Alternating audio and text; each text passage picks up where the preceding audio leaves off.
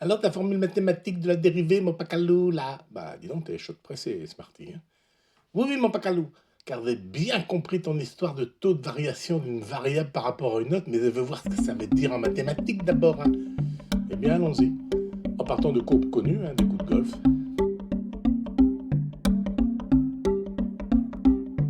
Alors voilà ici la représentation du vol d'une balle selon la courbe la plus désirée, hein, c'est la balle toute droite. Oui, mon pacalou, désiré par toi, mais alors très très très illusoire, hein. Ça c'est vrai, Smarty. Il est quasiment impossible en fait de faire une balle toute droite. Alors néanmoins, sur cette courbe là, hein, une balle toute droite, quand je regarde n'importe quel point où la balle est passée, celui-là par exemple, hein, ou dans le zoom en haut à droite, hein, tu regardes bien, eh bien on voit que le delta y est toujours égal à 0. C'est-à-dire que la dérive, on dit plutôt la dérivée, eh bien elle vaut 0 car la valeur de y finalement ne change jamais. Comme la dérivée d'une constante vaut 0, alors mon pacalou, mais oui, c'est ça, exactement ça. Mais on verra ça dans la prochaine vignette. En attendant, étudions diverses autres courbes tirées du golf, bien sûr. Alors d'abord le draw. Une balle qui part un peu à droite, puis revient.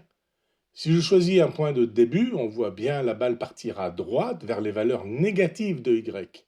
Donc un delta y négatif qui s'ajoute au fur et à mesure. Mais tu vois que tout doucement, au fur et à mesure, le delta y revient vers 0. Ici, là.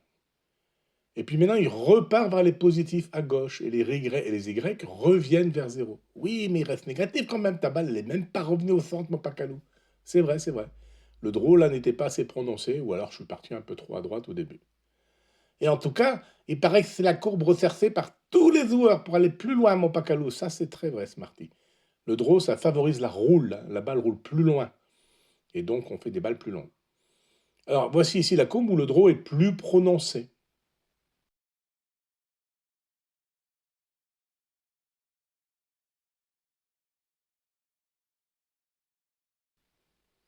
Et puis maintenant, le draw, là où c'est très très très prononcé, c'est le hook hein, qui fait perdre les balles à gauche.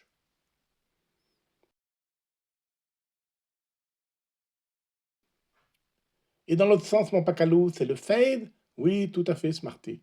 Le fade, c'est une balle qui part un peu à gauche, puis revient vers le centre. Tu vois, si je choisis mon point de début, ici, on voit bien que la balle, elle part à gauche avec un delta Y positif, puisqu'elle va à gauche. Et puis aussi des Y positifs, bien sûr.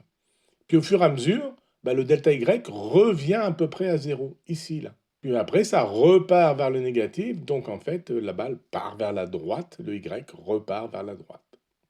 C'est beau, mon pacalou. Puis ton fait, c'est plutôt pour les approches, je me suis laissé dire. C'est vrai, Smarty. En tout cas, c'est vrai pour moi. J'essaye de faire des fades pour les approches, parce que comme ça, la balle roule moins, et donc elle s'arrête normalement plus vite sur le green. Alors si le fade est plus prononcé, ça donne cette courbe.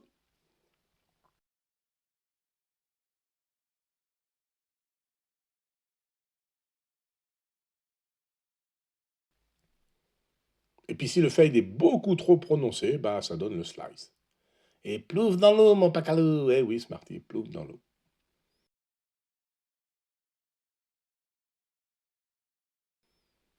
Et là, je vois que tu as mis un angle alpha et tu parles de tangente, mon pacalou. Oui, oui, c'est parti. Remarquons d'abord qu'avec cet angle alpha, eh bien, la tangente vaut le côté opposé, delta y ici, sur le côté adjacent, delta x ici. Et c'est pour ça qu'on appelle cette droite-là la tangente. Mais oui, Smarty, encore une fois, c'est très bien vu. La droite là qui suit cette flèche-là, en touchant la courbe au même exact point, d'où part la flèche d'ailleurs, eh bien cette droite, elle forme un angle alpha avec l'axe tout droit, l'axe des x. Et la tangente alpha vaut donc bien notre delta y sur notre delta x. Et pour être encore plus rigoureux, on va choisir un delta x le plus petit possible. Et on va calculer le rapport delta x que divise delta y pardon, que divise delta x, quand delta x devient tout petit.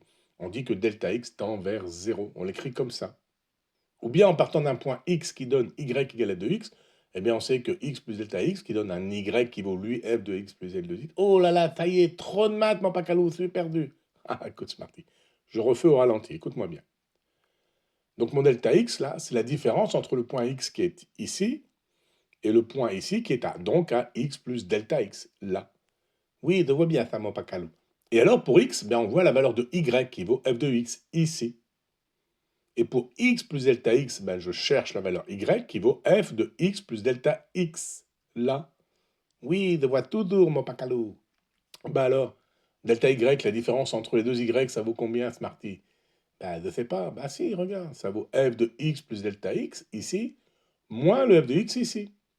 Oui, oui, ça y est, je suis, mon pacalou.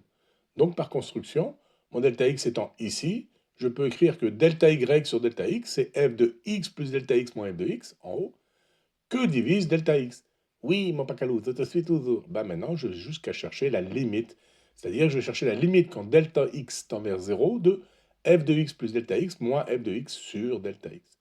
Et on appelle dérivée de la fonction f au point x, cette limite, on la note f' de x, et elle mesure bien la dérive de y par rapport à l'avancement sur l'axe des x à ce point précis x là.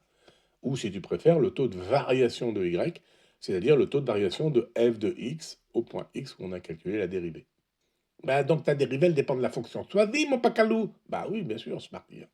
Et il existe un tas de formules qu'on peut démontrer et ou utiliser, donc surtout les apprendre par cœur, parce qu'il faut être efficace en cette matière. Allez, on va voir ça ensemble dans la prochaine vignette de cette mini-série et continuons de vivre ensemble ces aventures mathématico-physico-golfiques. Des mon pacalou, des